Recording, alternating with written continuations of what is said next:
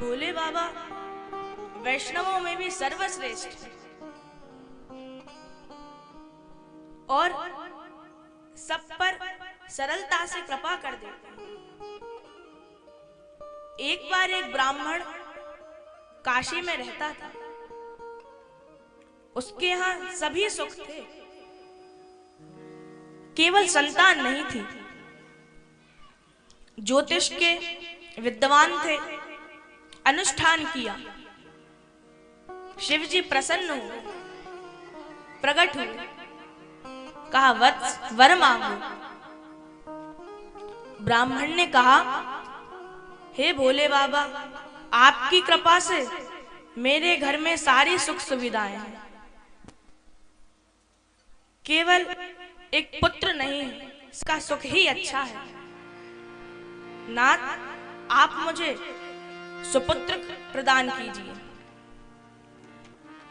भोलेनाथ ने कहा, ठीक है, तुम्हें पुत्र का जन्म होगा, लेकिन उसकी आयु 12 वर्ष की होगी और अंतर्ध्यान होगा। ब्राह्मण के यहाँ पुत्र का जन्म हुआ, 11 वर्ष का हो गया।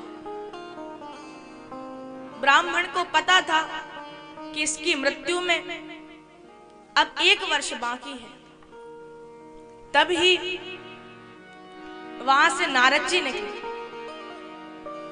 ब्राह्मण ने दंडवत करी, प्रणाम किया और पूछा, हे नारद जी, मेरे पुत्र की मृत्यु में केवल 1 वर्ष बाकी है।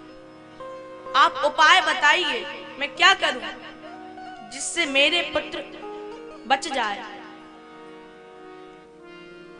नारद जी ने कहा, आप गंगा तट पर जाइए और वहां से जो भी निकले उससे, उसके बालक से उसकी दंडवत कराए, क्योंकि शास्त्रों में लिखा है, अभिवादन शीलस्य नित्यम वृद्धोपि सेविनः चत्वारि तस्य वर्धन्ते आयु विद्या यशो बलम।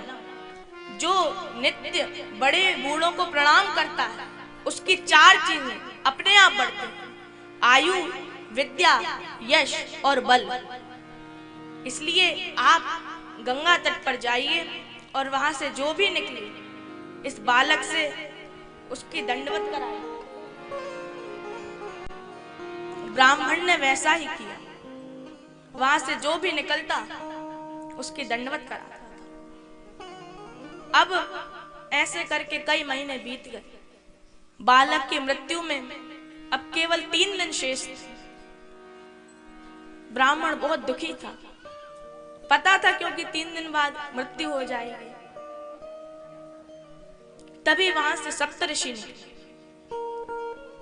बालक दौड़कर गया और 7 ऋषि को प्रणाम कर लिया। सप्तऋषियों ने कहा, चिरंजीवी भव, चिरंजीवी भव, चिरंजीवी भव। ब्राह्मण ने कहा, हे महाराज, आपने कह तो दिया चिरंजीवी भव, लेकिन आपको पता है इस बालक की 3 दिन बाद मृत्यु हो जाएगी। सप्तऋषि घबरा गए। अच्छा, तुम्हें कैसे पता कि इसकी मृत्यु हो जाएगी 3 दिन बाद? ब्राह्मण ने कहा, महाराज, यह पुत्र देवताओं का दिया हुआ है। सप्तऋषि ने कहा, ठीक है, आप इसे हमें दे दीजिए। ब्राह्मण ने कहा, ठीक है, आप इसकी आयु बढ़ा दीजिए। सप्तऋषि ले गए, लेकर ब्रह्मा जी के पास पहुंचे। ब्रह्मा जी, पहले सप्तऋषियों ने ब्रह्मा जी की दंडवत करी, इसके पश्चात बालक ने दंडवत करी। ब्रह्मा जी ने बोला, चिरंजीवी भव। सप्तऋषि खुश हो गए, बोले, अब लोग हमसे तो नहीं कहेंगे कि तुम्हारा आशीर्वाद झूठा हो गया। जब ब्रह्मा जी का झूठा हुआ तो हमारा तो फिर बात ही क्या है। ब्रह्मा जी ने कहा, क्या हुआ, हंस क्यों रहे हो? उन्होंने कहा, प्रभु, इसकी मृत्यु में 2 दिन शेष है। ब्रह्मा जी भी घबरा गए, अब क्या करें? ब्रह्मा जी के मन में आया, काल से मुक्ति दिलाने वाले केवल भगवान शिव ही हैं, जो कालों के भी काल हैं। ब्रह्मा जी ने कहा चलो भगवान शिव के यहाँ चलो। कैलाश पर्वत पहुंचे। एक दिन ब्रह्मा जी के यहाँ बीत गया। अब बालक की मृत्यु में केवल एक दिन शेष था। शंकर जी के यहाँ पहुंचे। पहले ब्रह्मा जी ने प्रणाम किया, फिर सप्तऋषियों ने प्रणाम किया, फिर बालक ने प्रणाम किया। देखा, शंकर जी ने कहा चिरंजीवी भव। ब्रह्मा जी ने कहा हे भोलेनाथ, इस बालक की मृत्यु में अब एक दिन शेष है, इसकी आज मृत्यु हो जाएगी, इसकी आज मृत्यु हो जाएगी। भोलेनाथ ने कहा अच्छा, आपको कैसे पता इसकी आज मृत्यु हो जाएगी? तो सप्तऋषियों ने कहा कि महाराज, यह बालक काशी के किसी ब्राह्मण का है। उसने हमें बताया कि किसी देवता ने इसको उन्हें प्रदान किया था। शंकर जी खुश हो गए, ने बोला अरे ऐसे तो हमने ही दिया था, ये तो हमारा ही बालक है।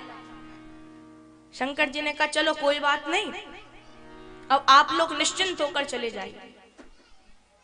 चले गए। भोलेनाथ ने उस बालक से कहा यह यहाँ पे एक शिवलिंग है, तुम उसके निकट जाओ और पंचाक्षर का जाप करो। बालक ने कहा ठीक है। गया, पंचाक्षर का जाप करने लगा।